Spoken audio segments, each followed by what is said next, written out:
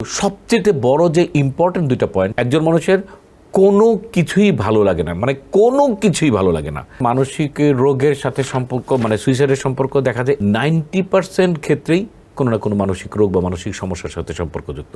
সিজোফ্রেনিয়ার কারণ এখনো পর্যন্ত কোনোভাবেই আবিষ্কৃত না।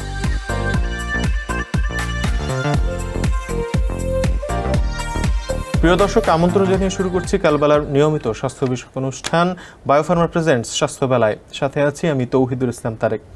দর্শক, আপনাকে যদি এই মুহূর্তে প্রশ্ন করা হয় বাংলাদেশের সবচেয়ে অবহেলিত রোগগুলোর মধ্যে কোনটি সবার আগে, হয়তো আপনি একটু দ্বিধায় পড়ে যাবেন। তবে আমি এর উত্তর বলে দিচ্ছি, রোগটি হলো মানসিক রোগ। এই রোগটি নিয়ে আমাদের সমাজে সচেতনতার যেমন অভাব রয়েছে, তেমনি রয়েছে উপহাস করার একটি বদঅভ্যাস। আজকের এই পর্বে আমরা এই রোগ অর্থাৎ মানসিক রোগ নিয়ে আলোচনা করব। এ বিষয়ে কথা বলতে আমাদের স্টুডিওতে আজ উপস্থিত আছেন অধ্যাপক ডাক্তার সালাউদ্দিন কাউসার বিপ্লব, মনোরোগ বিদ্যা বিভাগ, বঙ্গবন্ধু শেখ মুজিব মেডিকেল বিশ্ববিদ্যালয়। অধ্যাপক ডাক্তার সালাউদ্দিন কাউসার বিপ্লব 1972 সালে নরসিংদী জেলায় জন্মগ্রহণ করেন। তিনি 1996 সালে স্যার সলিমুল্লাহ মেডিকেল কলেজ থেকে MBBS পাশ করেন। এরপর 2003 সালে মনোরোগ বিদ্যার উপর এমফিল ও 2009 সালে উচ্চতর ডিগ্রি MD সম্পন্ন করেন। বর্তমানে বঙ্গবন্ধু শেখ মুজিব মেডিকেল বিশ্ববিদ্যালয়ে মনোরোগ বিদ্যা বিভাগে অধ্যাপক হিসেবে কর্মরত আছেন বিভাগটির সাবেক এই চেয়ারম্যান। স্যার, আমাদের স্টুডিওতে আপনাকে স্বাগত জানাচ্ছি। কেমন আছেন? জি, ধন্যবাদ আপনাকে এবং দর্শক যারা দেখছেন তাদের সবাইকে আমার পক্ষ থেকে স্বাগত। আপনাকেও ধন্যবাদ স্যার। স্যার, আমরা যেমন আমি বলছিলাম যে আমাদের দেশে মনোরোগ বা মানসিক রোগ নিয়ে যে পরিমাণ বিভ্রান্তি রয়েছে, কুসংস্কার রয়েছে, একই সাথে রয়েছে আসলে সচেতনতার অভাব। আমরা এই বিষয়ে একটু কথা বলবো। আপনার কাছে জানতে চাইবো যে শুরুতেই যদি আমাদের একটু বলতেন যে মানসিক রোগ কোনগুলোকে আমরা বলতে পারি। বাংলাদেশে বর্তমানে যে সর্বশেষ যে স্ট্যাটিস্টিক্স গভর্নমেন্টের এবং ওয়ার্ল্ড হেলথ অর্গানাইজেশনের, সেখানে দেখা গেছে যে আমাদের টোটাল জনগোষ্ঠীর 18.8%, প্রায় 3 কোটির মতো মানুষ কোনো না কোনো মানসিক রোগে ভুগছে। এবং আপনি যেমন উপস্থাপনার শুরুতে বলছিলেন কথাটা যে মানসিক যেটা সবচেয়ে অবহেলিত, এই অবহেলার কথা দিয়ে আমি আসি। সেটা হলো যে হ্যাঁ, সত্যি অবহেলিত। কারণ এই যে 16.8% মানুষ মানসিক রোগে ভুগছে, তার 92.3%, মানে প্রায় 94% মানুষ, মানে 100 জনের মধ্যে প্রতি 100 জনের মধ্যে 94 জন মানুষ এই রোগের চিকিৎসাটা পাচ্ছে না বা চিকিৎসাটা নিচ্ছেন না বা নেওয়া হচ্ছে না। তার মানে খেয়াল করেন, মাত্র 6 জন মানুষ মানসিক রোগের চিকিৎসাটা নিচ্ছে। আর আপনি জানতে চাচ্ছিলেন যে আসলে এটি বিষয়টা কেমন, মানসিক রোগ ও মানসিক রোগের সিমটম, প্রকোপ, এই বিষয়টা কেমন। এটা শুধু বাংলাদেশের বিষয় না, সারা পৃথিবীতে যদি মানসিক রোগকে আমরা খুব সাধারণভাবে ভাগ করতে চাই, তাহলে 2টা ভাগ আছে। একটাকে বলে নিউরোসিস আর একটাকে বলে সাইকোসিস। নিউরোসিস হলো মানসিক রোগের যে রোগগুলোতে আমরা নিজের উপর কন্ট্রোল থাকে বা নিজের উপর মানে স্বস্তি, ফিলিং, অস্বস্তি, বিষয়গুলো একজন মানুষ নিজে নিজে বুঝতে পারে, এর কনসিকুয়েন্সগুলো বুঝতে পারে। এইটাকে বলছে নিউরোসিস। যেমন অস্থিরতা, খারাপ লাগা, ঘুমের সমস্যা, খাওয়া দাওয়ার সমস্যা, মেজাজ খারাপ, বিষণ্ণতার একটা পার্ট হলো গিয়ে নিউরোসিসের। কিন্তু এই রোগটাই আবার যখন সিভিয়ার হয়ে যায় তখন আবার সাইকোসিসের একটা পার্ট হতে পারে। আর সাইকোসিস শব্দটাকে যদি আমরা একেবারে সাধারণ মানুষের জন্য আমরা বলি বা সাধারণ শব্দ বলি, সেটা হলো যে রিয়েলিটি ডিস্টরশন। এই যে আমি আপনি চারদিকে আমরা ফিল করছি, কথা বলছি, দেখছি, এই যে প্রকৃতির সাথে আমরা আছি, এই প্রকৃতির সাথে যে থাকার যে কানেকশনটা, যে বিষয়টা, এটা ডিস্টর্টেড হয়ে যায়, এটা নষ্ট হয়ে যায়। তার মানে আমি যখন আপনার মানে একটা জিনিস আপনাকে দিকে দেখছি, ঠিক এইভাবে উল্টা হতে পারে যে এই রোগের কারণে আমার সামনে এমন একটা বিষয় বা এমন একটা বস্তু আছে যেটা নাই, সেটাকেও আমি দেখছি। মানে রিয়েলিটিটাকে এমনভাবেই রিপ্লেস হয় যে যিনি রোগী, যার অসুবিধা হয়, উনি মনে করেন যে না, সবই সত্যি। বিশ্বাসের মধ্যে এমন চলে আসে যে এ আমার ক্ষতি করতে চায়, ও আমাকে মারতে চায়, উনি আমার সব কথা জেনে যাচ্ছেন, মানে বিষয়গুলো সত্যি না। এটা কি স্যার হ্যালুসিনেশন বলে কিনা? হ্যালুসিনেশন হলো যে জিনিস নাই, যেটা নাই সেটাকে অনুভব করা, ফিল করা। কিন্তু সেটা যদি আবার ইমেজ করে, চিন্তা করে, তাহলে হবে না। হ্যালুসিনেশনের একটা সহজ মানে বিষয় হলো যে যেমন আপনি আমার সামনে বসা, আমি আপনাকে দেখছি, কিন্তু আমি চাইলেই কি আপনাকে এখান থেকে সরাতে পারবো না, আমার দেখা। ঠিক হ্যালুসিনেশনটা হলো যে আমি একটা বস্তু বা বিষয় দেখছি, সেটা আমি চাইলেও সরাতে পারবো না, সেইটা নাই, কিন্তু ছড়াতে পারবো না, এটা হ্যালুসিনেশন। কিন্তু আমি চোখ বন্ধ করে আমার মায়ের চেহারা দেখছি, আমি চাইলেই দেখতে পাবো, এখন দেখবো না, এটা ইমেজ। দুইটার মধ্যে পার্থক্যটা আছে। ঠিক শোনার ব্যাপারেও যেটা আমি শুনছি, শোনার চেষ্টা করছি, কিন্তু আমি চাইলেই আমি শুনবো না, সেটা ইমেজ। কিন্তু আমি চাইলেই সরাতে পারবো না, সেটা হলো হ্যালুসিনেশন। হ্যালুসিনেশন হলো যে একটা রিয়েল ফিলিং যেটা হয়, রিয়েল অনুভব, যেটা আমরা 10 জন মানুষ অন্যদের ক্ষেত্রে করে থাকি, অন্য বিষয়ে করে থাকি। আচ্ছা আচ্ছা স্যার, খুবই সুন্দর বলছিলেন। একটু যদি স্যার বলতেন যে আমাদের এমন কিছু রোগ রয়েছে, মানুষের মাঝে হয়তো ভুল ধারণা রয়েছে, তিনি হয়তো জানেন এটা আসলে মানসিক রোগের মধ্যে অন্তর্গত, কিন্তু তিনি হয়তো চিন্তা করছেন কোন ডাক্তারের কাছে যাওয়া যায়, কি করা যায়। এমন কি কোনো রোগ আছে কিনা যেটা আমাদের জানা প্রয়োজন, যে এই রোগগুলো মানসিক রোগ? অনেক, এইটা আসলে অনেক ধরনের কনফিউশন। এখন আপনি তো এক্সপার্ট না, আপনার মানে সাধারণ মানুষ তো এক্সপার্ট না যে আসলে আমি কোথায় যাব। এক্সপার্টরা জানেন। তারপরেও যেমন ধরেন, আমি সাধারণ একটা অর্থ থেকে আসি, তারপরে আমি আরও দু একটা কথা বলবো। যেমন ধরেন কারো বুক ব্যথা, প্রচণ্ড পালপিটেশন, বুক ধরফর করছে, আমি অজ্ঞান হয়ে যাব, আমি একটু পরে মনে হচ্ছে যে আমি মারা যাব, আমি সেন্সলেস হয়ে যাব। এবং এই সেন্সলেস হওয়ার ফিলিংয়ের পাশাপাশি পরবর্তীতে মনে হয় যে আমার বোধহয় যে কোনো সময় স্ট্রোক করতে পারে, ঘর থেকে একা একা বেরোতে পারে না, বা মনে করে যে আমার প্রেশার হয়ে যাবে। এই যে হঠাৎ করে, এটা হলো প্যানিক ডিসঅর্ডার। এখন এই প্যানিক ডিসঅর্ডারের বেশিরভাগ মানুষই কিন্তু অনেক সময় অনেক দিন যাবৎ কার্ডিওলজিস্টের কাছে, হার্টের ডাক্তারের কাছে ঘুরে বেড়ায়।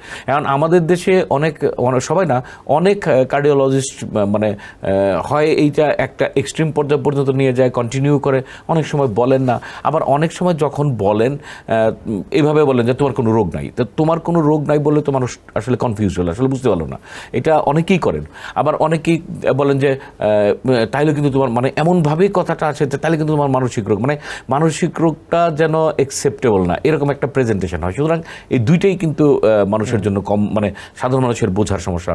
আবার যেমন মাদকাসক্তি বিষয়ে অনেক কথাবার্তা আছে, কিন্তু মাদকাসক্তি অ্যাবসলিউটলি আসক্তি, মানে এডিকশন মানে এটা একটা রোগ, এবং এটা অ্যাবসলিউটলি মানসিক স্বাস্থ্য বা মানসিক রোগীদের, এবং নিজের উপর নিয়ন্ত্রণটা হারিয়ে ফেলা অনেকটা, যেটা আমাকে বলি যে নেশা করা বা আসক্তি হয়ে যাওয়া। আমি বুঝছি যে জিনিসটা খারাপ, কিন্তু আমি সেটা করতে হচ্ছে কারণ আমার শরীরের মেমোরিটাই এমন হয়ে গেছে। হ্যাঁ, মাদক আসক্তি টোটাল বিষয়টা আমরা নেশাখোর শব্দটা না বলি, এটা একটা স্টিগমার বিষয়। কারণ কেউ তো অসুস্থ ইচ্ছা করে হতে চায় না, পৃথিবীর কোনো মানুষ কিন্তু শেষ পর্যন্ত চায় না যে আমি অসুস্থ হই। মাদকই হোক বা অন্য যে কোনো বিষয় হোক, এটাকে অসুস্থতা হিসেবে দেখতে পাবে। হয়তো বা তারা মজা করতে করতে শুরু করে। এটা খুব ইম্পর্ট্যান্ট যে বেশিরভাগ ক্ষেত্রে যারা আসক্ত হয় তারা মনে করে যে আমি আসক্ত না, আমি কন্ট্রোল করে ফেলতে পারবো, আমি এটা কোনো বিষয় না, আমি যে কোনো সময় কাট করে ফেলতে পারবো, যে কোনো সময় বাদ দিতে পারবো, কিন্তু আসলে পারে না। এটা হলো একটা। আবার যেমন যৌন সমস্যা, আমাদের দেশে যৌন সমস্যা কিন্তু মানসিক ডাক্তারের কাছে কেউ যায়ও না, বা বুঝেও না, বা চিন্তাও করে না যে যৌন সমস্যা মানসিক স্বাস্থ্যের একটা পার্ট। কারণ এইটারও যেভাবে আমরা বিভিন্ন জায়গায় দেখে আসি, আমাদের ছোটকাল থেকে মেডিকেল কলেজ বা বিভিন্ন জায়গায়, সেটা যারা ডিল করে তারা কখনো বলে না। আবার সাধারণ মানুষ তারাও কিন্তু জানে না যে এটা মানসিক স্বাস্থ্যের পার্ট। এমনকি প্রশ্ন করে বসবে যে এটা আসলে কীভাবে মানসিক স্বাস্থ্যের পার্ট। বিষয়টা হলো যে যৌনতার বেশিরভাগ বিষয়টা আসলে সাইকোলজিক্যাল, মেন্টাল।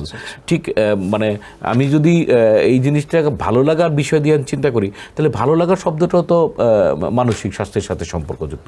ঠিক এই ধরনের যে বিষয়, এরকম অনেক বিষয় আছে যারা সাধারণ মানুষ আসলে বুঝতে পারে না। এটার দোষ সাধারণ মানুষের বা এক্সপার্টের তা না, একটা সময়ও একটা বিষয় যে আস্তে আস্তে হয়তো বা অ্যাকসেপ্টেবিলিটি আগের থেকে অনেক বাড়ছে, সামনে আরও বাড়বে। স্যার, যৌন সমস্যার কথা যেহেতু আসছে, আমি বিষয়টা একটু পরিষ্কার করতে চাই আমাদের দর্শকদের জন্য, যে যৌন সমস্যার কিন্তু দুই ধরনের ফ্যাক্টর আছে যদি আমরা দাঁড় করি। একটা হচ্ছে যে যৌনতা বাহিত রোগ, যেটা আমরা এসটিডি বলে থাকি, এটা একটা সমস্যা। আরেকটা সমস্যা হচ্ছে যে অনেকে হয়তো তার যৌন জীবনে বা সেক্স লাইফে তিনি হয়তো হ্যাপি না বা খুশি না, এটা একটা আরেকটা সমস্যা। এই দুটা রোগের জন্য কিন্তু মানুষ যৌন রোগ বিশেষজ্ঞের কাছে যাচ্ছেন। সেক্ষেত্রে আসলে কোনটা মানসিক সমস্যা বা মানসিক ডাক্তারের কাছে তার যাওয়া উচিত? এসটিডি বা সেক্সুয়াল অ্যাক্টিভিটি করতে গিয়ে কন্ট্যাক্টের মাধ্যমে একজনের সাথে শরীরে আরেকজনের যে বিভিন্ন রকমের ইনফেকশাস ডিজিজ হয়, সেটা আসলে যৌনবাহিত রোগ। যেমন এসটিডি যেটা বলা হয়, বা ভেনারাল ডিজিজ, মানে যৌন ক্রিয়ার সাথে সম্পর্কযুক্ত সমস্ত ডিজিজ। কিন্তু আবার আরও কিছু আছে, যেমন হরমোনের কারণেও কিন্তু হতে পারে, সেটা আবার এন্ডোক্রাইনোলজির মধ্যে পড়বে। যে হরমোনের কারণে যদি সেক্সুয়াল ডিসফাংশন হয়, প্রবলেম হয়, সেটা এন্ডোক্রাইনোলজির মধ্যে পড়বে। বা ফিজিক্যাল মেডিকেল কোনো কারণে যদি হয়, মানে কোনো একটা স্ট্রাকচারাল শরীরের কারণে হয়, সেটা গাইনোকোলজিরও হতে পারে, ইউরোলজিরও হতে পারে। কিন্তু যে বিষয়গুলো কখনো কখনো নিউরোলজিরও সমস্যা হতে পারে, কিন্তু যেই বিষয়গুলো আমার পছন্দ অপছন্দ, সেক্সুয়াল ডিজায়ার যেটা বলে, যে ইচ্ছা অনিচ্ছা, অনেক সময় এক্সাইটমেন্ট যে শব্দগুলো বলে, বা প্রিম্যাচিউর ইজাকুলেশন, এইগুলো সবই আসলে মানসিক স্বাস্থ্যের সম্পর্কের সাথে ডিরেক্ট না হলেও আবার এগুলো কিন্তু কখনো কখনো অর্গানিক বা হরমোনের সাথে সম্পর্কযুক্ত হতে পারে। বেশিরভাগ আমরা যদি একেবারে এইভাবে বলি যে সমস্ত যৌন রোগগুলো, মানে বিষয়গুলো সরাসরি শরীরের স্বাস্থ্য বা হরমোন টরমোনের সাথে জড়িত, সেগুলো তো সরাসরি জড়িত। এর বাইরে যা আছে তার ম্যাক্সিমাম আসলে মানসিক স্বাস্থ্যের সাথে সম্পর্কযুক্ত। সেক্ষেত্রে এই ধরনের সমস্যাগুলোতে কেউ যদি সমস্যাগুলো ফেস করে, সেক্ষেত্রে কি তাকে একজন মানসিক রোগ বিশেষজ্ঞের সাথে ডেফিনেটলি, যেমন আমরা মানে আমি বঙ্গবন্ধু মেডিকেল বিশ্ববিদ্যালয়ে চাকরি করি মনোরোগ বিদ্যা বিভাগে। আমরা বঙ্গবন্ধু মেডিকেল বিশ্ববিদ্যালয়ে 2012 সন থেকে শুধু সাইকিয়াট্রিক সেক্স ক্লিনিক, মানে সেক্সুয়াল প্রবলেমের জন্য একটা স্পেশাল ক্লিনিক চালু হয়, এবং সাইকিয়াট্রিক সেক্স ক্লিনিক নামে, এবং পরবর্তীতে সেটা কিন্তু এখন সব মেডিকেল কলেজের মানসিক রোগ বিভাগ এখন আছে। প্রত্যেকটা, বিশেষ করে গভর্নমেন্ট মেডিকেল কলেজে, প্রাইভেট মেডিকেল কলেজে অনেক জায়গায় আছে, যেটা আজকে থেকে 10 বা 15 বছর আগেও ছিল না।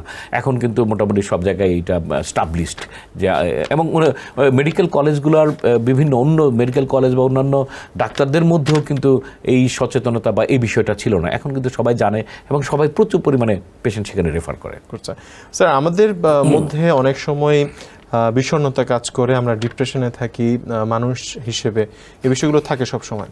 কিন্তু এই বিষয়টা কোন সময় গেলে আপনারা সেটাকে রোগ বলছেন?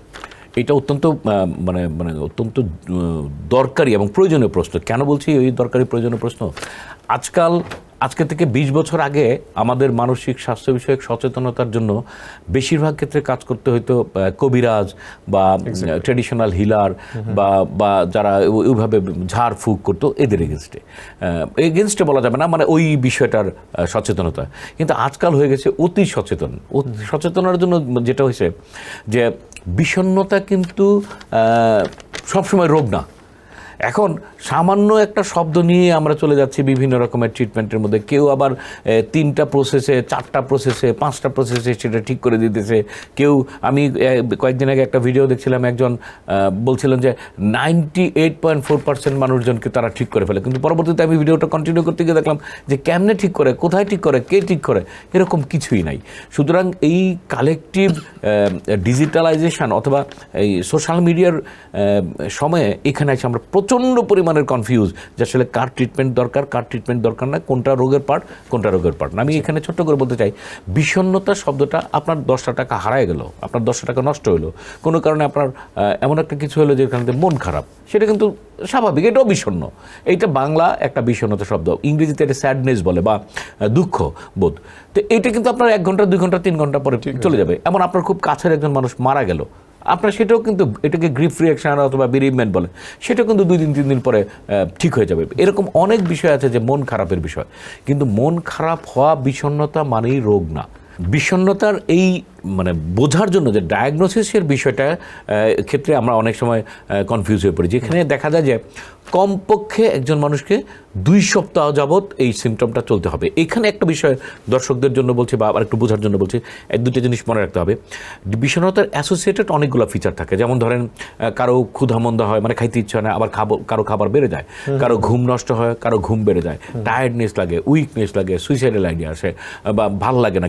কিন্তু সবচেয়ে বড় যে ইম্পর্টেন্ট 2টা পয়েন্ট সেটা খেয়াল রাখতে হবে। একটা হলো একজন মানুষের কোনো কিছুই ভালো লাগে না, মানে কোনো কিছুই ভালো লাগে না, সেটা অথবা কোনো কিছুই ভালো লাগে না, কিচ্ছু ভালো লাগে না, এটা হলো একটা, অথবা 2টার যে কোনো একটা থাকতে হবে, অথবা কোনো কিছু মানে সবসময় মন খারাপ থাকে, লো মুড থাকে, বেশিরভাগ সময় খারাপ লাগে, অশান্তি, প্রচণ্ড অশান্তি। তো এই 2টা জিনিস কিন্তু কমপক্ষে 2 সপ্তাহ যাবত চলতে হবে, যে কোনো কিছুই ভালো লাগে না কমপক্ষে 2 সপ্তাহ, আবার একেবারে অশান্তি 2 সপ্তাহ। এর পাশাপাশি অন্যান্য যেগুলো বলছিলাম সেগুলো থাকবে। এখন আমরা যদি কোনো একটা কারণে একজন মানুষের 2 দিন 3 দিন 5 দিন 10 দিন মন খারাপ থাকলো, অথবা এমন একটা মন খারাপ থাকলো সেটা নিজেও কন্ট্রোল করা সম্ভব হয়, অথবা এমন একটা বিষয়ে মন খারাপ থাকলো যেটা আসলে খুব লজিক্যাল, যেমন বেরিভমেন্ট বলছি, কারো আত্মীয় স্বজন মারা গেল, তো তখন সেটা আসলে রোগ না, রোগ বলা যাবে না। রোগ বলতে গেলে ওইভাবে 2 বছর, এবং এর পরে যেটা থাকা লাগবে সেটা হলো যে তার ফাংশনাল ক্যাপাসিটি নষ্ট হওয়া। মানে আপনি যে প্রতিদিন যে কাজগুলো করছি সেই কাজটা ঠিকমতো করতে পারছি না, আমাদের যে প্রতিদিনের যে অ্যাক্টিভিটি সেটা আমি ঠিকমতো করতে পারছি না। সাপোজ আমি আমি আমি একজন ডাক্তার, আমার হসপিটালে যেহেতু আমি টিচার, মানে বঙ্গবন্ধুতে আমি যে টিচার, আমার ক্লাসের জায়গা, একাডেমিক জায়গা, অথবা আমি প্র্যাকটিস করা ব্যক্তিগত, মানে আমার যত জায়গা আছে সেই জায়গায় আমি কাজ করতে পারছি না। তার মানে 2 সপ্তাহ মন খারাপ, অন্যান্য ফিচারগুলো পাশাপাশি থাকবে এবং একজন মানুষের কাজ করার যে ফাংশনাল ক্যাপাসিটি সেটা নষ্ট হবে। তারপরে গিয়ে সেটা আমরা রোগ বলবো। বিষণ্ণতা মানেই আমি মন খারাপ, আমার একটু মন খারাপ হয়ে গেল আমি বিষণ্ণ, বিষয় কিন্তু তা না। একটু যদি আমাদের বলতেন যে আপনারা কোন কুসংস্কারগুলো বা মানুষের মাঝে যে বিভ্রান্তিগুলো আছে আপনারা দেখছেন সবচেয়ে বেশি? একজন মানসিক রোগী ভোটাধিকার নাই। এখন ডিপ্রেশন একটা মানসিক রোগ, যৌন সমস্যাও একটা মানসিক রোগ, একটা মাদকাসক্তিও একটা মানসিক রোগ। কিন্তু আমি যদি শব্দটা বলি যে ভোটাধিকার নাই, তারা এই অধিকার না থাকাটা, একজন ডিপ্রেশনের মানুষকে অধিকার না থাকাটা উচিত। একজন মাদকাসক্তির সবসময় যদি মানে ওইভাবে ইনটক্সিকেটেড না থাকে, খুব খারাপ অবস্থায় না থাকে, তাহলেও কি উচিত? তাহলে এইটা শব্দটা বলে যেটা হয় যে এক ধরনের স্টিগমা, মানে প্রতিবন্ধকতা তৈরি করে তার অধিকারের বিষয়। এটা তো মোটা দাগে বোধ হয় সকলকে নিয়ে আসছে। কিন্তু আরেকটা ঠিক আমি বলছি যে এইবার যদি আমি ওই বিষয়টাকে সামাজিক বা পারিবারিকভাবে নিয়ে আসি, যে একজন মানুষ অসুস্থ, তার কারণে সে হয়তোবা আমরা পরিবারের মানুষজন তাকে দূরে সরে রাখি, তাকে সামনে নিয়ে আসি না, তাকে চিকিৎসার ক্ষেত্রে নিয়ে আসি না, বা চিকিৎসা করাতে গেলেও ডাক্তারের কাছে নিয়ে যাব, মানুষের কাছে নিয়ে যাব, কি মনে করবে, এই যে সামনে নিয়ে আসছি না, সামনে নিয়ে আনা হচ্ছে না, এটাই কিন্তু একটা বড় ধরনের মানে প্রতিবন্ধকতা তৈরি। তাহলে স্টিগমাটা বিষয়টা শুধুমাত্র যেমন স্কুলে যে গেলে অন্য বাচ্চারা তাকে বুলিং করে, তখন মানুষজন তাকে নিয়ে আসে না, বা কোনো একটা প্রতিষ্ঠানে বা কোনো এমনকি বিয়ে শাদীর অনুষ্ঠানে পর্যন্ত দেখা গেল যে একটা ভাই অসুস্থ, তাকে কেউ সামনে নিয়ে আসলো না।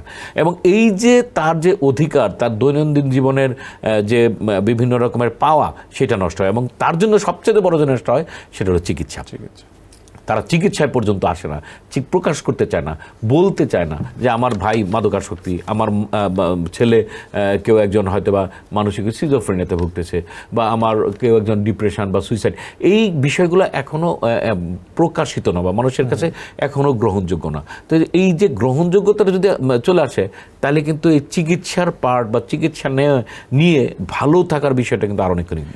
মানুষ কিন্তু স্যার যে বিষয়টা আপনি বলছিলেন যে বিষণ্ণতায় ভোগার যে একটা স্টেজ, এরপরে আপনারা সেটাকে রোগ বলছেন, কিন্তু আমাদের দেশে কি এটাও কি একটি স্টিগমার মধ্যে পড়ে কিনা যে মানুষ মানসিক রোগটাকে গুরুত্বই দিতে যাচ্ছে না? তারা মনে করছে কয়েকদিন যাবে, একটু পরে সে হয়তো আবার ঠিক হয়ে যাবে। এবং আবার অনেক সময় স্যার এই হ্যালুসিনেশনের কথা আমরা শুরুতে বলেছি, আবার অনেকে এমনও হচ্ছে যে তারা হয়তো দিনে হোক বা রাতে হোক, তারা হয়তো স্পর্শ থেকে শুরু করে সাউন্ড শোনা থেকে শুরু করে অনেক কিছু তারা ফিল করছে। এটা একটা মানসিক রোগের ভিতর অন্তর্গত, এটা আপনারা ভালো জানেন। এই রোগগুলোকে তারা হয়তো বলছে যে জিনের আসর বা এই ধরনের কিছু বিষয় আসছে, এগুলো কি স্টিগমার ভিতরে পড়ে কিনা? এটাকে আমরা 2 ভাগে ভাগ করতে পারি। কিছু অংশ স্টিগমা, যে স্টিগমা মানে কি? স্টিগমা মানে হলো যে আমি আপনাকে নেগেটিভ সেন্সের কারণে দূরে সরিয়ে রাখা, এই প্রসিডিউরটা হলো স্টিগমা। আর যেটা মানে অন্য কোনো কারণে, সেটা কিন্তু ভুল বোঝা, সেটা কিন্তু মিসকনসেপশন, সেটা কিন্তু আমাদের মানে ডিরেক্ট স্টিগমার মধ্যে বলা যাবে না, মিসকনসেপশন, যেটা মানে ইংরেজিতে, হ্যাঁ, এখন বাংলা শব্দটা হলো ভুল বোঝা বা বিভ্রান্তি, যেটা আপনি বলেন সেটা। এখন আপনি যদি না জানেন যে বিষয়টা কি, তাহলে তো আপনি অনেক সময় এটার জন্য দোষী না বা দায়ী না। আবার জেনে শুনে বুঝে আপনি যখন মনে করবেন, নিজেকে ছোট ভাববেন, নিজেকে কষ্টকর ভাববেন, বা আমাকে অপমানিত বোধ করবেন, বা নিজেকে হ্যাঁ মনে করবেন, সেইটা কিন্তু স্টিগমার পার্ট যেটা হয়। আর জিনে ধরা, ভূতে ধরার যে বিষয়গুলো, এগুলো কিন্তু সত্যি এখনো পর্যন্ত আছে, এখন আগে থেকে কিন্তু কমে আসছে। কেননা বিষয়টা ধর্মকে আমরা সরাসরি মানে ইগনোর করতে পারবো না, ইগনোর করব না, কিন্তু এটা যে ধর্মের জন্য না, এটা যে একটা রোগের জন্য, এটা যে ধর্মীয় ওই বিষয় না, এই বিষয়গুলো আমাদের আসলে বোঝানো দরকার। মানে ধরেন আমি যদি বলি যে সাইকিয়াট্রিস্ট, তো সব সাইকিয়াট্রিস্টরা কিন্তু মুসলমান না, তা তো না, তারা তো অনেক বড় বড় মুসলমান, তারা অনেক ভালো মুসলমান, তারা মানে ধার্মিক, অনেকভাবেই ধর্মের কাজ করে, তারাও তো সেই চিকিৎসাটা করছে। কিন্তু আমরা অনেক সময় এটা কনফিউজ করে ফেলি যে ধর্মের এগেনস্টে, বিষয়টা একেবারেই না। এটা একটা রোগ, আপনি খেয়াল করে মানে আমরা যেগুলো মানুষজনকে বলি বা অনেক সময় যে এটা একটা রোগ, চিকিৎসা করলে কিন্তু ট্রিটমেন্ট করলে ওষুধ খেলে কিন্তু সেই জিনিসটা কমে আসতেছে। তো যদি সোজা জিনের জন্য বা অন্য কোনো বিষয়ের জন্য হইতেই পারে সেটা, তাহলে কিন্তু চিকিৎসা করলে কমে আসার কথা না, তার সিমটম বন্ধ হওয়ার কথা না। এই বিষয়গুলো আমাদের একটা মিসকনসেপশন তৈরি করে রেখেছে। আর এখন দিনকে দিন যতই বেশি ট্রিটমেন্টের মধ্যে মানুষজন ভালো হচ্ছে, এই বিষয়গুলো কমে আসছে আগের থেকে। স্যার, আরেকটা বিষয় একটু জানতে চাবো আপনার কাছ থেকে, যে আরেকটা স্টিগমা বা হতে পারে বিভ্রান্তি, সেটা হচ্ছে যে যেই মানুষটি আসলে একটা পর্যায়ে জীবনে কোনো ধরনের বড় ধরনের ধাক্কা, মানসিক ধাক্কা আমরা যদি বলি, বা বিষণ্ণতার কারণে সে হয়তো কাউকে চিনতে পারছে না, যেটাকে আমরা অনেক সময় মানসিক ভারসাম্যহীনতাও বলে থাকি, আবার প্রচলিত ভাষায় পাগলও বলে থাকি। এই রোগটা আসলে আপনারা কিভাবে, আমি বলবো যে কিভাবে কনসিডার করেন এটাকে? আসলে এই যে মানুষকে চিনতে পারছে না, বুঝতে পারছে না বা ধাক্কা খাচ্ছে, এটা একটা রোগের কারণে না, অনেকগুলো রোগের কারণে হতে পারে। এটা একটা সিমটম হিসেবে, যেমন এটাকে কেউ বলে ফিউগ, কেউ বলে ডিসোসিয়েশন, কোনো জায়গায় বলে অ্যামনেশিয়া। মানে আমি আমি আমি অ্যামনেশিয়া দিই বলি, ভুলে যাওয়ার যে রোগ, এটা কি অ্যামনেশিয়ার ভিতরে পড়েছে? না, ভুলে যাওয়ার রোগ আবার সেটা হলো গিয়ে মেমোরির সমস্যা, এটা ডিমেনশিয়া হতে পারে। অ্যামনেশিয়া হলো একটা নির্দিষ্ট সময় ভ্যাকেন্ট হয়ে যাওয়া, ভুলে যাওয়া। বাংলা সিনেমাতে যেটা দেখা যেত যে মাথায় বাড়ি দিলে আর মনে থাকে না, এটা কিন্তু প্র্যাকটিক্যালি সম্ভব না, প্র্যাকটিক্যালি কখনোই এটা সম্ভব না। তো এই যে মানে ব্ল্যাঙ্ক হয়ে যাওয়া, এটা হ্যাঁ, এটা যেমন কারো যদি এপিলেপসি হয় বা খিঁচুনি হয়, খিঁচুনি হওয়ার পরে পরে দেখা গেলো তার কারো 10 মিনিট, কারো 5 মিনিট, কারো 1 ঘন্টা সময় পর্যন্ত সে মনে রাখতে পারে না, বা ওই সময় সেটা ব্ল্যাঙ্ক হয়ে যায়, এটা হলো অ্যামনেশিয়া। সেটা বেশিক্ষণ থাকে না। কিন্তু সাইকিয়াট্রি বা মেন্টাল হেলথের অনেক সময় এটা হতে পারে, সেটা হলো ডিসোসিয়েশন। ডিসোসিয়েশনের কারণে একজন মানুষ তার আইডেন্টিটি বা কিছুক্ষণ পর্যন্ত সেটা মানে ভুলতে পারে, এটা ডিসোসিয়েশন বা কনভার্সন ডিসঅর্ডার। আবার অনেক সময় যেটা হয় যে আপনি যেটা বলছিলেন যে ভারসাম্যহীনতা, সেটা কিন্তু ওই যে রিয়েলিটি ডিস্টরশনের কারণে সিজোফ্রেনিয়াতে হতে পারে। মানে অনেক, এটা আসলে একটা রোগের মধ্যে পড়বে না, মানে কয়েকটা জায়গায় কয়েকটা বিষয়ে কিন্তু এরকম করে করা সম্ভব। কিন্তু আবার আমরা একটা বিষয় এখানেও একটা বিভ্রান্তি কাজ করে, যেমন একজন মানুষের সিজোফ্রেনিয়া, সে হয়তো বা রিয়েলিটিতে নাই, মানে সে অন্য একটা জগতের মধ্যে আছে। সিজোফ্রেনিয়ার একটা সিমটম কিন্তু অটিজম বলে। মানে অটিজম মানে অটিজম শব্দের অর্থ হলো যে মানে রিয়েলিটি থেকে তার ভিতরে, মানে কি বলবো, যে withdrawal from reality into his inner world of fantasy, তার নিজের জগতের ভিতরে ফ্যান্টাসির মধ্যে চলে যায়। এটা সিজোফ্রেনিয়ার একটা সিমটম। মানে সবসময় সব জায়গায় পাবো।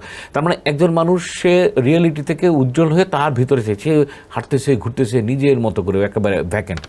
তার মানে এই না যে সে তার মেমোরি নষ্ট হয়ে গেছে। আমরা অনেক সময় এটা ভুল করি, যে বলি যে হ্যাঁ ও অসুস্থ, তাহলে টাকা চিনে কেমনে? টাকা তো চিনে মেমোরির কারণে। সে অসুস্থ, সে আত্মীয় স্বজন চিনে কেমনে? আত্মীয় স্বজন তো চিনে মেমোরির কারণে। সিজোফ্রেনিয়ার একটা শব্দ যেহেতু আসছেই, এটা স্কিজ, সিজোফ্রেনিয়ার স্কিজ যে প্রথম শব্দ, এটা একটা গ্রিক শব্দ। এটার অর্থটা হলো ছিঁড়ে যাওয়া বা মানে তাল না রাখা, কানেকশান না রাখা। তো তখন মানে হয় কি, একটা ব্রেনের বা মনের এক পার্টের সাথে আরেকটা পার্টের কমিউনিকেশনটা নষ্ট হয়ে যায়। মনের তো একটা পার্ট না। আমরা অনেক সময় মনে করি যে মন বোধহয় একটাই জিনিস, মন তো একটা পার্ট না। মনের, আপনি যেমন বুদ্ধিমত্তা, এটা মনের একটা পার্ট। আপনার মেমোরি, এটা মনের একটা পার্ট। আপনার ইন্টেলিজেন্স, এটা মনের একটা পার্ট। আপনার লার্নিং, এটা মনের আরেকটা পার্ট। আপনার চিন্তা শক্তি, থট, এটা মনের একটা পার্ট। তো এরকম করে মনের কিন্তু অনেকগুলো পার্ট আছে, একটার সাথে আরেকটা কানেক্টেড। আমাদের হাত পা যেমন কানেক্টেড, কিন্তু একটা অসুস্থ হলে আরেকটা একেবারেই শেষ হয়ে যাবে তা তো না। আমার হাত পেন হলে আমি হাঁটতে পারবো না, ব্যাপারটা তা না। হ্যাঁ, প্রচণ্ড পেনের কারণে আমি শুয়ে থাকবো, খারাপ লাগবে, তখন কোনো কিছু কাজ করবে না। কিন্তু হাত অসুস্থতার কারণে তো আমার পা অসুস্থ হবে না। ব্রেনের বা মনেরও তাই, যে মেমোরির জন্য সবসময় ইন্টেলিজেন্স নষ্ট হবে, ইন্টেলিজেন্সের জন্য সবসময় আইকিউ নষ্ট হবে, আইকিউটার জন্য সবসময় লার্নিং নষ্ট হবে, লার্নিংয়ের জন্য রিট্রাইভ মনে করাও নষ্ট হবে, তা কিন্তু না। সুতরাং এইটা একটা কালেকটিভ বিষয়। আমরা অনেক সময় মনে করি যে একটা গেলে বোধহয় সব কিছু চলে যাবে, অ্যাবসলিউটলি না। আর মানসিক রোগও তাই একটা না, এখানে প্রত্যেকটা বিষয়ের রোগ কিন্তু আলাদা আলাদা। থটের রোগ একরকম, আইকিউর রোগ একরকম, মেমোরির রোগ একরকম, লার্নিংয়ের রোগ। সুতরাং মানসিক রোগও একটা না। এবং এই যে বিভ্রান্তির বিষয়টা, এটাও এক না যে একটা মানুষ একটা রোগ হলে কোনো কিছু আর মনে রাখতে পারবে না, কোনো কিছুই চিনতে পারবে না, বিষয় না। কিন্তু ওই যেটা আপনি বলছিলেন যে কখনো কখনো এরকম হয়, সেটা ডিস্টরশন হওয়া বলে বা ডিসোসিয়েশন ডিসোসিয়েশন হওয়া বলে, অথবা অ্যামনেশিয়ার জন্য হতে পারে, অথবা রিয়েলিটি ডিসটরশনের কারণে কিছু কিছু সমস্যা এরকম হতে পারে। স্যার, আমরা মেন্টাল হসপিটালগুলোতে যে রোগীগুলোকে দেখতে পারি, যেগুলোকে আমরা দেখি যে তারা আসলে অনেক সময় অনেকেই তাদের মধ্যে হয়তো ভালো মন্দ বিচার করার বিষয়টা চলে যাচ্ছে, হয়তো তাদের পরিবারের লোকদেরকে চিনতে পারছে না, হয়তো সে একটা অসংলগ্ন ব্যবহার করছে, আচরণ করছে, এই রোগগুলোকে আসলে যেটা মোটা দাগে আমরা পাগলামি বলে থাকি, এটা আপনারা কিভাবে রিকগনাইজ করেন? এই বিষয়টা আসলে খুব কম। আমরা যে বলি যে আত্মীয় স্বজনকে চিনতে পারছে না, বুঝতে পারছে না, এই বিষয়গুলো আসলে খুবই কম। এটা কি কোনো রোগের মধ্যে পড়ে? এই বিষয়গুলো যে মানুষজন চিনবে না, এইগুলো আসলে সিনেমা নাটকে বেশি হয়। প্র্যাকটিক্যালি একজন মানুষকে চিনে না, আত্মীয় স্বজনকে চিনে না, এটা খুবই কম হয়। হ্যাঁ, হতে পারে না তা না। কনভার্সন ডিসঅর্ডার বলতে, যে ডিসোসিয়েশন বলছিলাম, কনভার্সন ডিসঅর্ডার বলতে একটা ডিসঅর্ডারে হয়, সেটা খুব সাময়িক সময়ের জন্য। কনভার্সন ডিসঅর্ডার লম্বা সময়ের ডিজিজ না। এটা মানে সিমটমগুলো 3 দিন, 4 দিন, 5 দিন, 10 দিন থাকতে পারে, তারপরে আস্তে আস্তে আবার ঠিক হয়ে যেতে পারে। আস্তে আস্তে বলতে ট্রিটমেন্ট করলে, বেশিরভাগ ক্ষেত্রে ট্রিটমেন্টে এই যে মনে না রাখার বিষয়, এইটার পরিমাণ আসলে খুবই কম, খুবই কম। এবং বললাম না যে বেশিরভাগ ক্ষেত্রে সিনেমা নাটকে দেখা যায়, এবং সিনেমা নাটক থেকেই কিন্তু আমরা, আপনি নিজে জীবনে খুঁজে চোখ বন্ধ করে চিন্তা করে দেখেন, আপনি কিন্তু জীবনে একজনের বোনের দেখেন না যে সে তার অসুস্থতার জন্য মা চিনে না, বাবা চিনে না, পৃথিবী চিনে না, এরকম পাবেন না। কনভার্সন ডিসঅর্ডার বা ডিসোসিয়েশনের মধ্যে হয়। আবার কোনো কোনো ক্ষেত্রে ফিউগ বলতে একটা জিনিস আছে, সেটাও মানসিক রোগের একটা সিমটমের পার্ট। সেটা আবার যেটা হতে পারে, কখনো কখনো বায়োলজিক্যাল কারণে কিন্তু হতে পারে। যেমন ধরেন ইলেকট্রোলাইট ইমব্যালেন্স যদি হয়, কারো হাই টেম্পারেচার হলো কোনো কারণে, ব্লাড সুগার কমে গেল, ব্লাড সুগার বেড়ে গেল, থাইরয়েডের যে সমস্যা, ব্রেনের যে সমস্যা, এগুলোর কারণেও কিন্তু সেটা হয়। তো এটা সবসময় যে একেবারে মনে রাখে না, এক জায়গা থেকে ভুলে গেছে আরেক জায়গায় চলে গেছে, এটার পরিমাণ খুবই কম। যে ট্রিটমেন্টগুলো মেন্টাল হসপিটালে দেওয়া হচ্ছে, সেই রোগগুলি কি আর কি পুরোপুরি স্থায়ীভাবে কিউর হয়ে আসা সম্ভব কিনা? 100%। কেন না? মেন্টাল হসপিটাল বলতে কিন্তু আলাদা কোনো, এটাও একটা বিষয় যে আগে মেন্টাল হসপিটাল আলাদা ছিল, এখন কিন্তু মেন্টাল হসপিটাল সারা পৃথিবীতে আলাদা নাই। ম্যাক্সিমাম জায়গায় কিন্তু এখন ইনকর্পোরেটেড, মানে যে জায়গায় অন্য হসপিটাল আছে, অন্য ডিসিপ্লিন আছে, সে জায়গায় আমাদের দেশে মাত্র 2টা জায়গা আছে। যেমন একটা হলো ইনস্টিটিউট, আপনাকে আলাদা ইনস্টিটিউটের মধ্যে, যেমন আপনার আইয়ের ইনস্টিটিউট, যেমন নিউরোলজির ইনস্টিটিউট, যেমন কার্ডিওলজির ইনস্টিটিউট, যেমন কিডনি ইনস্টিটিউট, এরকম একটা মেন্টাল ইনস্টিটিউট আমাদের আছে, এটা একটা আলাদা। আর পাবনাতে যেটা ছিল সেটা আছে। আর বাকি সব কিন্তু এখন মেন্টাল হসপিটাল না, আমাদের সাইকিয়াট্রি ডিপার্টমেন্ট বা মনোরোগবিদ্যা, এটা কিন্তু প্রত্যেকটা হসপিটাল, মেডিকেল কলেজের যেরকম অন্যান্য ডিসিপ্লিন আছে, আমাদের বঙ্গবন্ধু মেডিকেল, এরকম কিন্তু এখন কিন্তু এটা আলাদা আর কিছু না। আর চিকিৎসার ক্ষেত্রে 100%। 2-একটা ডিজিজ আছে যেগুলো লাইফ লং কন্টিনিউ করতে। আপনি ধরেন ডায়াবেটিস কি লাইফ লং কন্টিনিউ হয় না? বা হাইপার টেনশন একবার মানে ডায়াগনোসিস হলে সেটা কি অনেক দিন যাবত চলে না? ঠিক এরকম 2-একটা ডিজিজ আছে, যেমন সিজোফ্রেনিয়ার মতো 2-একটা রোগ আছে যেগুলো লাইফ লং। তাও সিজোফ্রেনিয়া এখন আর লাইফ লং বলে না, এখনকার ট্রিটমেন্ট আগের থেকে অনেক ভালো। এপিসোডিক বলে, কোনো সময় একটা লম্বা সময় ধরে এপিসোড চলতে থাকে, কখনো কখনো ইন্টারমিডিয়েন্ট এপিসোড চলতে থাকে, কখনো কখনো হয়তো বা একটা এপিসোড হওয়ার পরে আবার অনেক দিন পর্যন্ত নাই, সেরকমও হতে পারে। সুতরাং ট্রিটমেন্ট করে, আর বাকি বিষণ্ণতা সম্পূর্ণ ভালো হয়, সেক্সুয়াল ডিসফাংশন ভালো হয়, মাদকাসক্তি ভালো হয়, আপনার যত রকমের এই স্ট্রেস রিলেটেড ডিসঅর্ডার আছে ভালো হয়, না ভালো হওয়ার কোনো কারণ নেই। সিজোফ্রেনিয়া নিয়ে আপনি বেশ কিছু কথা বলেছেন, আমি একটু স্পেসিফিকলি একটু জানতে চাবো। সিজোফ্রেনিয়া আমরা যতটুকু জানি পুরো পৃথিবীতে 1 থেকে 2% জনসংখ্যা আসলে এই রোগটিতে ভুগছে।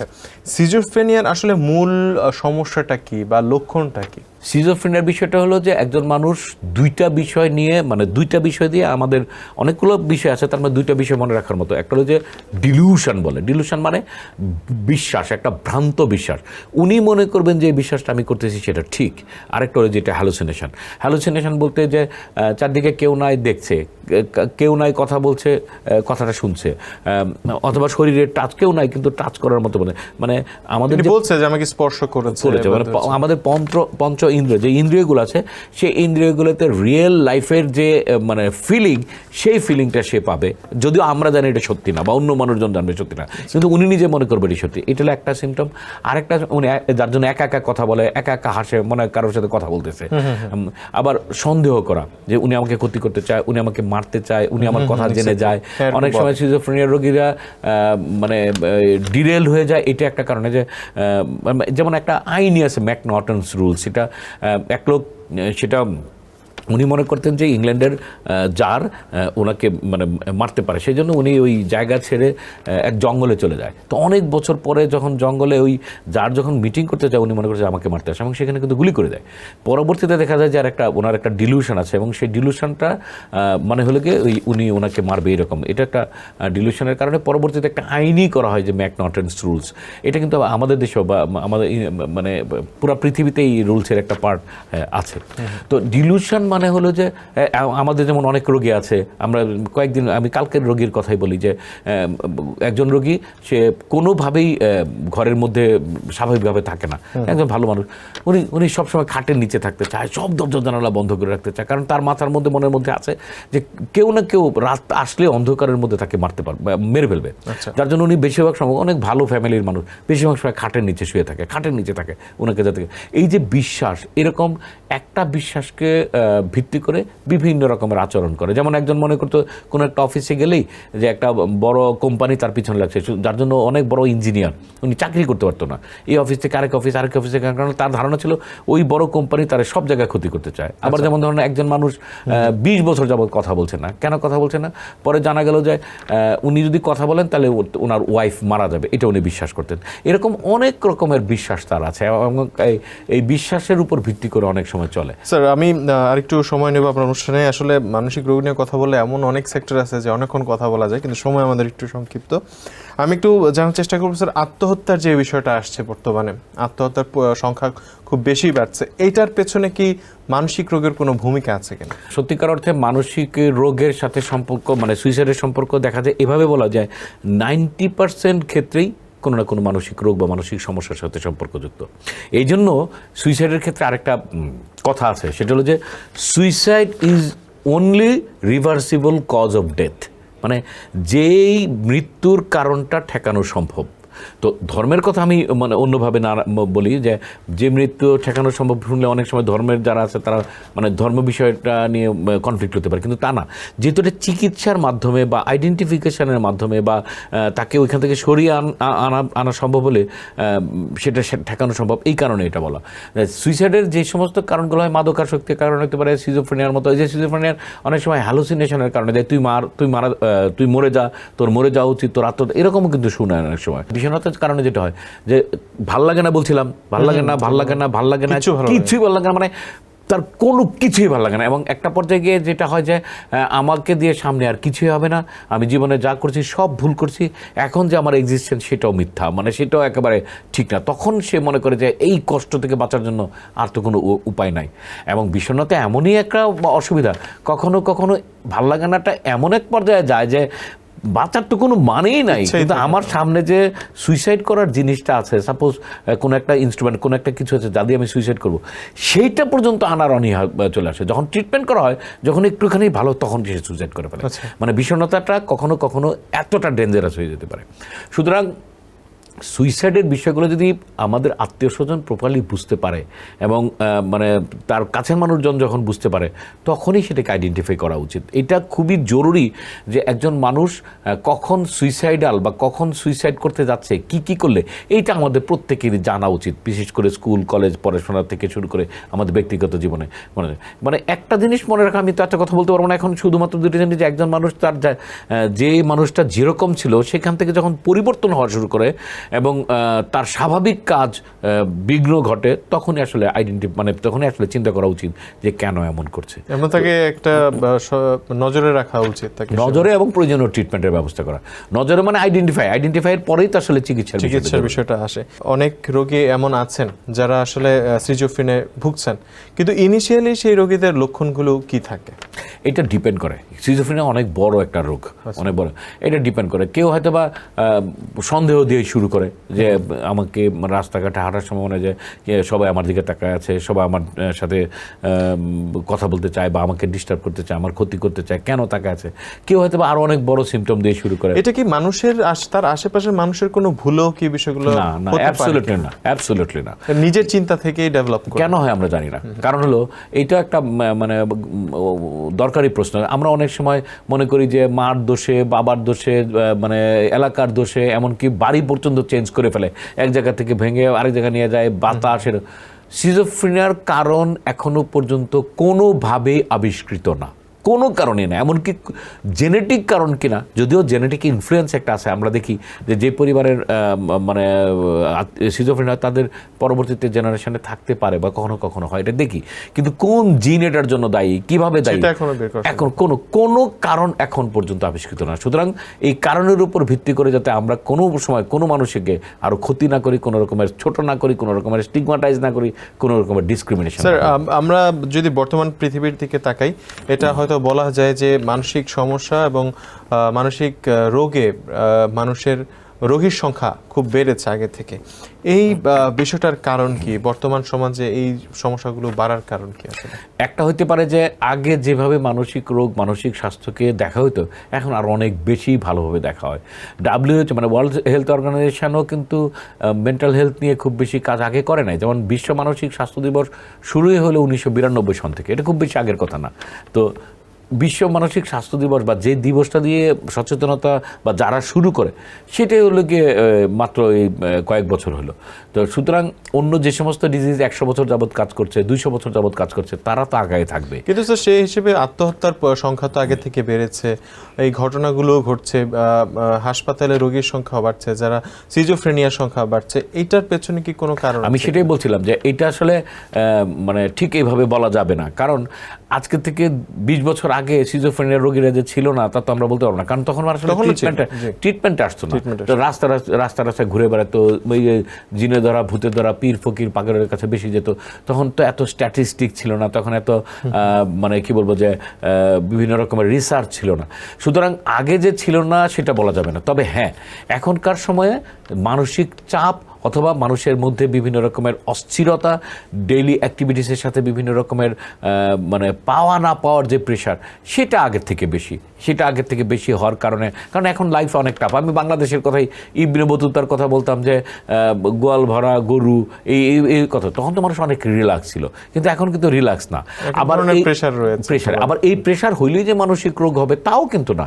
প্রেশারের কারণে পারফরমেন্স বাড়তে পারে, প্রেশারের কারণে পারফরমেন্স কমতে পারে, কিন্তু একেবারে প্রেশারের জন্য এই স্ট্রেসের কারণেই যে অসুস্থ তাও কিন্তু এটা বলা যাচ্ছে না। তবে হ্যাঁ, আগের থেকে যেহেতু স্ট্রেস বেশি, স্ট্রেসের কারণে কিছু সমস্যা তো হয়, এটা স্বীকার করা যায়। আচ্ছা স্যার, খুবই সুন্দর বলছিলেন। শিশু এবং শিক্ষার্থী যারা থাকে, আমরা প্রায় সময় নিউজে দেখে থাকি, সংবাদ দেখছি, বা আমরা বুঝতে পারছি যে এই বয়সের মানুষগুলো অনেক সময় মানসিক সমস্যায় ভোগেন। এটা আসলে কি কারণে? এইটা মানে একটা কারণ দিয়ে আসলে বলা যাবে না, জেনেটিক কারণে হতে পারে বা এখনকার স্ট্রেস, এগুলোর কারণে হতে পারে। তবে দুইটা বিষয়ে এখানে মানে আমার মনে পড়ছে এবং যেটা খুব ভালনারেবল, একটা হলো যে ডিজিটাল এই সোশ্যাল মিডিয়া এবং বিভিন্ন রকমের ডিভাইস ইউজের কারণে যে সোশ্যাল কমিউনিকেশন অনেকখানি কমে যাচ্ছে। এখন সোশ্যাল কমিউনিকেশন কমে যাওয়ার কারণে কী হবে, একটা বাচ্চার, একটা মেয়ের বা একটা ছেলের সোশ্যাল স্কিলনেস কমে যাচ্ছে। সোশ্যাল স্কিলনেস কমে যাওয়ার কারণে তার যে বিভিন্ন প্রবলেম সলভিং ক্যাপাসিটি, সেটা কমে যাচ্ছে। যেহেতু প্রবলেম সলভিং ক্যাপাসিটি যদি ভালো না হয়, তাহলে তো বিভিন্ন জায়গায় সে অড পজিশনে, চাপ বেশি পড়তেছে, সে প্রবলেম সলভ করতে পারে। এটা একটা কারণ। আরেকটা কারণ হচ্ছে যে আগে যে সমস্ত মানে ফ্যামিলি স্ট্রাকচার, যেমন আমাদের ফ্যামিলি স্ট্রাকচারের কথাই বলি, আমরা যৌথ ফ্যামিলিতে বড়। এখন কিন্তু আস্তে আস্তে একজন মানুষ তার মনের কথা কোথায় বলবে, একজন মানুষ তার শেয়ারটা কোথায় করবে, এটা সোশ্যাল কমে, একই সাথে তার যে ভেন্টিলেট করার সেটাও কিন্তু কমে গেছে। চাপ প্রকাশ করার জায়গাও কমে গেছে, চাপ ম্যানেজ করার জায়গাও কমে গেছে, চাপ নেওয়ার যে শিক্ষা সেটাও কমে গেছে। আবার ডিভাইসের কারণে সেটা আবার আরেক ধরনের আসক্তি তৈরি হচ্ছে। আগে মামা, খালা, চাচা, ফ্রেন্ড, দাদা, দাদি বা বিভিন্ন পরিবেশের কারণে দেখা যাচ্ছে যে তারা অনেক বেশি সোশ্যাল, অনেক বেশি প্রবলেম সলভিং ক্যাপাসিটি বেশি থাকতো, কমিউনিকেশনের দক্ষতাটাও তাদের ছিল। আমার মনে হয় যে স্যার, আমরা একটু মোটা দাগে আপনার কাছে জানতে চাবো যে এই আপনারা মানসিক রোগের যে চিকিৎসা, সেই চিকিৎসাগুলো কেমন হয়, বাংলাদেশের চিকিৎসার সুযোগ সুবিধা কেমন? চিকিৎসা পৃথিবীর মতোই আমাদের দেশের স্ট্যান্ডার্ড চিকিৎসাই হয়। সারা পৃথিবীতে যে সমস্ত জায়গায় যেরকম চিকিৎসা, অনেকের ধারণা আছে যে আমাদের দেশে বোধহয় ভালো চিকিৎসা হয় না, এটা ভুল। হ্যাঁ, আমাদের দেশে যেটা হচ্ছে চিকিৎসক এবং চিকিৎসা ব্যবস্থা বা চিকিৎসার জায়গা অপ্রতুল। এটা একটা সত্যি কথা, যে যেখানে মানে অনেক জনগোষ্ঠী বা অনেক রোগের কারণে, যেমন আমরা বলি যে মানসিক রোগের কথা আমরা প্রায় প্রায় 3 কোটির মতো, সেখানে আমাদের দেশের চিকিৎসক আছে 350 থেকে 400 কাছাকাছি। তাহলে এটা আসলে কীভাবে করবে? আর আমাদের দেশে মেন্টাল হেলথের যে অন্য আরেকটা বিষয়, যেমন সাইকোলজিক্যাল যে পার্টটা, মানে সাইকোথেরাপি বা কাউন্সেলিং, সেখানেও কিন্তু অপ্রতুল। ক্লিনিক্যাল সাইকোলজিস্ট আমাদের দেশে মাত্রই 50-60 জনের মতো আছে। তো এটা তো সারা বাংলাদেশে, বেশিরভাগই আবার শহর ভিত্তিক। আর এখনকার সময় কাউন্সেলিংয়ের নামে বা সাইকোথেরাপির নামে যেটা চলছে, সেখানে কিন্তু প্রচুর বিভ্রান্তি, প্রচুর ভুল এবং প্রচুর আমরা অপচিকিৎসা বলতে পারি। আমি এই মুহূর্তে বলতে চাই না, কারণ কেউ কেউ এটাকে সহজভাবে নেবে না। তবে এখানে রাষ্ট্রের একটা দায়িত্ব এখন চলে আসছে, নেওয়া উচিত যে কারা আসলে এই কাউন্সেলিংয়ের নামে আসলে বৈধ, কারা আসলে এটা পারে আর কারা অবৈধ। প্রচুর পরিমাণে মানুষজন এখন এই ধরনের চিকিৎসা দিচ্ছে, যেটা আসলে কোনোভাবেই উচিত না এবং কোনোভাবে সায়েন্টিফিক না, এক্সপার্ট তো নাই, সায়েন্টিফিকও না, এবং বিভিন্নভাবে মানুষজনকে কিন্তু অ্যাবিউজও করছে। এই বিষয়টা মানে আমার মনে হয় যে এখন নিয়ে আসা উচিত। তবে বাংলাদেশে আধুনিক চিকিৎসা আছে, পরিমাণ অনেক কম, মানে প্রয়োজনের তুলনায় অনেক কম। স্যার, আমরা অনুষ্ঠানের একদমই শেষ পর্যায়ে সর্বশেষ আমাদের দর্শকদের উদ্দেশ্যে যে এই ধরনের সমস্যাগুলো প্রতিরোধে তাদের করণীয় কি হতে পারে? একটু সচেতনতা ছাড়া আসলে দর্শকদের সম্বন্ধে আলাদা করে বলার কিছু না। এতক্ষণ আমরা যে কথাগুলো বলছিলাম সবই আপনাদের জন্য, সবই দর্শকের জন্য, সবই আমরা হয়তো বা বলছি, কিন্তু উপকারে হলে আমাদের মানুষের জন্য হবে। আর আমরা মানসিক স্বাস্থ্য বিষয়ে আমি এই মুহূর্তে একটা কথা মনে হচ্ছে, আমি সেটা বলছি, সেটা হলো যে এখনকার একটা ট্রেন্ড বা এখন একটা অবস্থার কারণে যেটা দেখা যাচ্ছে যে কোনটা রোগ না, কোনটা মানে প্রমোট করব, এই বিষয়টা একেবারে মানে খিচুড়ি হয়ে গেছে। আমি শব্দটা এইভাবে ইউজ করলাম যে আসলে কার চিকিৎসা দরকার, কার আরেকটু ভালো থাকা দরকার, কার প্রিভেন্ট করা দরকার, এই তিনটা একই হয়ে গেছে। এখানে মনে রাখতে হবে, ব্যায়াম আমরা করি, কিন্তু কোনো ব্যায়াম করি যে শরীরটাকে আরও ভালো করার জন্য, এটা একটা ব্যায়াম। কোনো ব্যায়াম করি যে কোনো একটা অসুস্থতা তৈরি হওয়ার পরে সেখান থেকে ইমপ্রুভ করার জন্য, এটা একটা ব্যায়াম। আবার কোনো ব্যায়াম করি যে যাতে আমার অসুস্থ না হয় সেটার জন্য। তা আমরা সব ব্যায়ামকে যাতে এক জায়গায় না ফেলি, মানুষের রোগের চিকিৎসা আমাদের দেশে মনে হয় যে অনেকটা এরকম হয়ে গেছে। এটা সঠিক একটা জায়গায় আসা উচিত, এবং তা না হলে আমরা যারা চিকিৎসা নেই, আমি নেওয়ার কথা বলছি, তারাই বিভিন্ন বিভ্রান্তিতে পড়বো, বিভিন্ন দুর্ভোগের মধ্যে পড়বো। ধন্যবাদ। প্রিয় দর্শক, আপনারা দেখছিলেন কালবেলার নিয়মিত স্বাস্থ্য বিষয়ক অনুষ্ঠান বায়োফার্মা প্রেজেন্টস স্বাস্থ্যবেলা। সাথে ছিলাম আমি তৌহিদুর ইসলাম তারেক। দর্শক, আজকের এই পর্বে আমরা আলোচনা করেছি মানসিক স্বাস্থ্যের প্রকারভেদ, করণীয় ও চিকিৎসা সম্পর্কে। পরবর্তী পর্ব দেখার আমন্ত্রণ জানিয়ে আজ এখানে বিদায় নিচ্ছি। অসংখ্য ধন্যবাদ স্যার, আপনাকে অসংখ্য ধন্যবাদ আমাদের সময় দেওয়ার জন্য। আপনাকে এবং যারা দেখছেন, যারা কলাকুশলী পিছনে কাজ করছেন, তাদের সবার প্রতি আমার কৃতজ্ঞতা এবং ধন্যবাদ। Thank you sir.